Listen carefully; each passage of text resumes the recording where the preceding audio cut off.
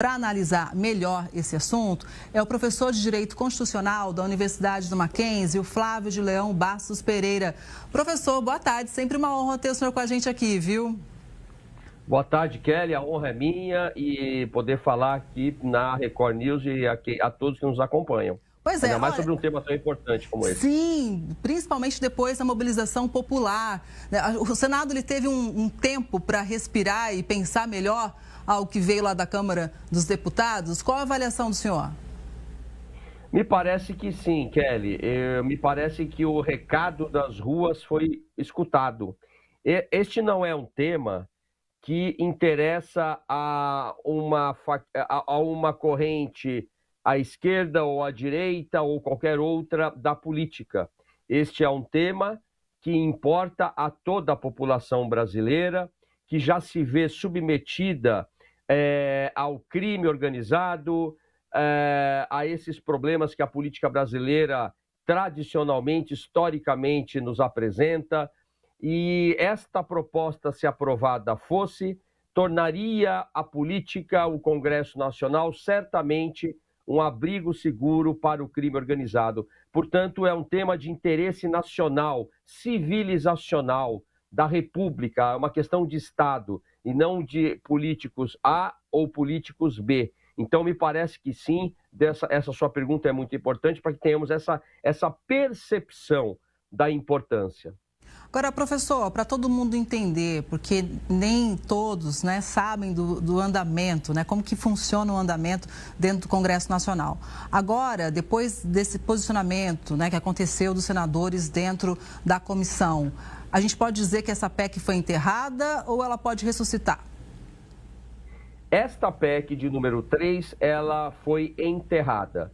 Então, vamos lá. Quando uma proposta de emenda constitucional, portanto, para que entendam, uma proposta para que se altere algum ponto da nossa Constituição, a gente chama de PEC, é apresentada, ela vai primeiro pela Câmara dos Deputados, normalmente, passa pela Comissão de Constituição e Justiça e outras, eventualmente, depois pelo plenário, que reúne todos os deputados, e uma vez aprovada, foi aprovada pela Câmara dos Deputados, vai à Casa Revisora, que é o Senado Federal, que representa os estados da federação. Por isso que nós votamos uns senadores que ficam lá durante 8 anos. E no Senado Federal segue mais ou menos o mesmo rito. Vai primeiro à Comissão de Constituição e Justiça, que é um grupo menor de senadores, que tem por objetivo avaliar se uma proposta como essa está ou não está de acordo com a Constituição Federal.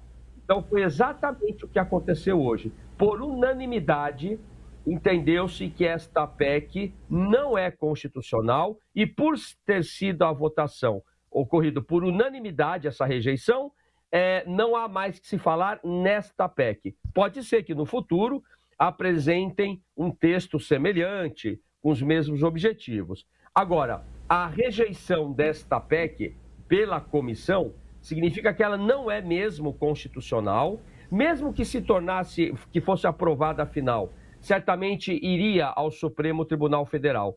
É o que nós chamamos de controle de constitucionalidade das leis. Ele pode ser preventivo e político, quando o órgão político, como o Congresso Nacional, já disse ou se não é constitucional, e ele pode ser posterior e judicial, quando o Supremo Tribunal Federal, com base no artigo 102 da Constituição, determina se aquela emenda constitucional aprovada, ou mesmo uma lei federal aprovada, no caso dos PLs, é ou não é constitucional.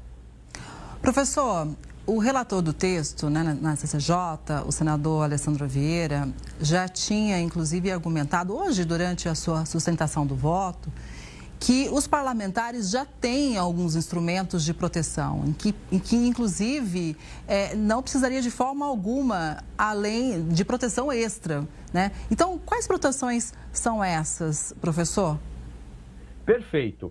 É interessante notar que esta proposta hoje enterrada, sepultada, ela vigorou entre 1988 e 2001, lá atrás, quando então até por decisão também do Supremo Tribunal Federal e do próprio Congresso depois, se entendeu que os parlamentares, deputados e senadores, quando são eleitos, eles precisam de uma garantia.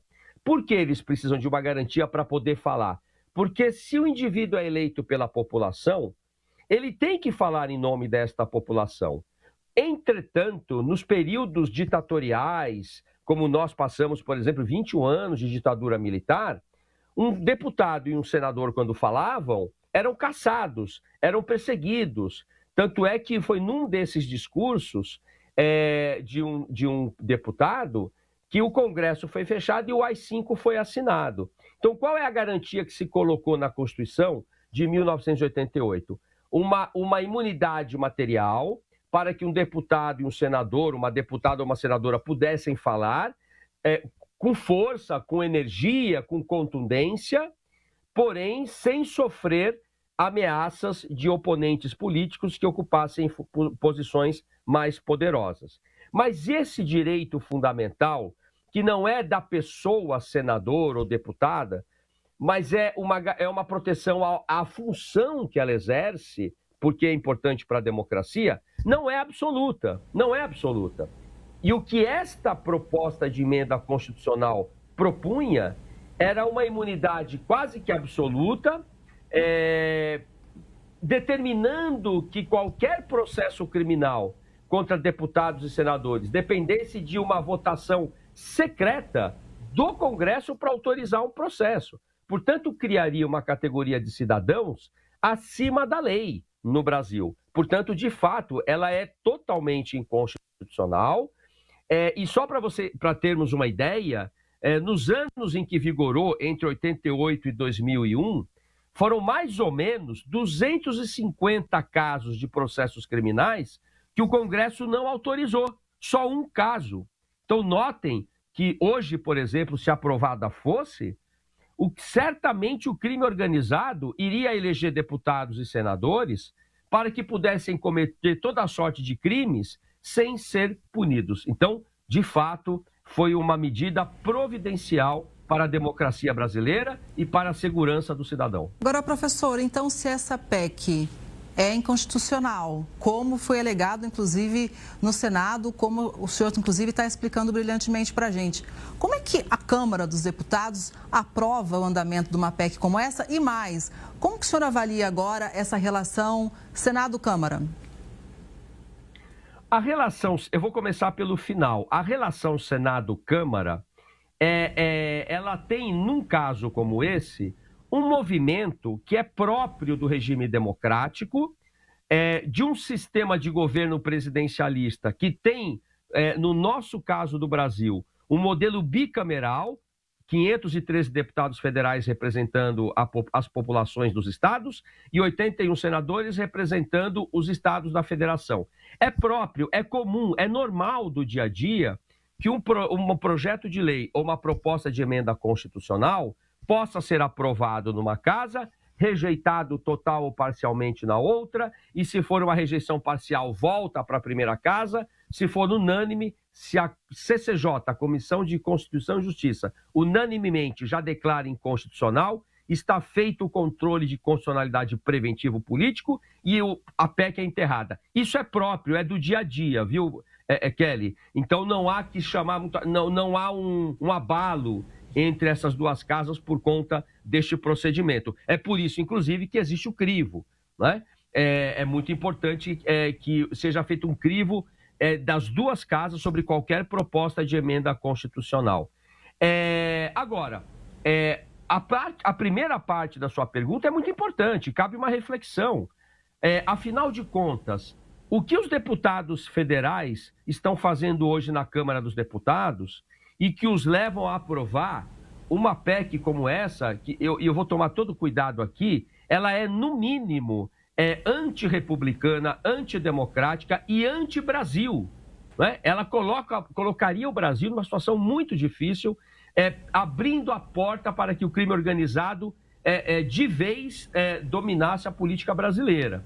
Então, me parece que aqui cabe ao cidadão verificar se o candidato em quem ele votou na Câmara dos Deputados votou a favor desta PEC e o ano que vem ele mude o seu voto. Porque quem elege esses senhores e essas senhoras da Câmara dos Deputados é a população. É por isso que é importante a preservação da democracia e da rotatividade do poder, a alternância do poder. A cada 4 anos, e em breve serão a cada 5 anos, porque vai mudar isso, nós temos a chance de escolher melhores deputados e deputadas para esta casa. Professor, muito importante te ouvir, né? A gente aprender sempre com as análises. Uma boa tarde, até a próxima. Boa tarde, Kelly. Boa tarde à Record News e aos seus telespectadores. Obrigada, professor.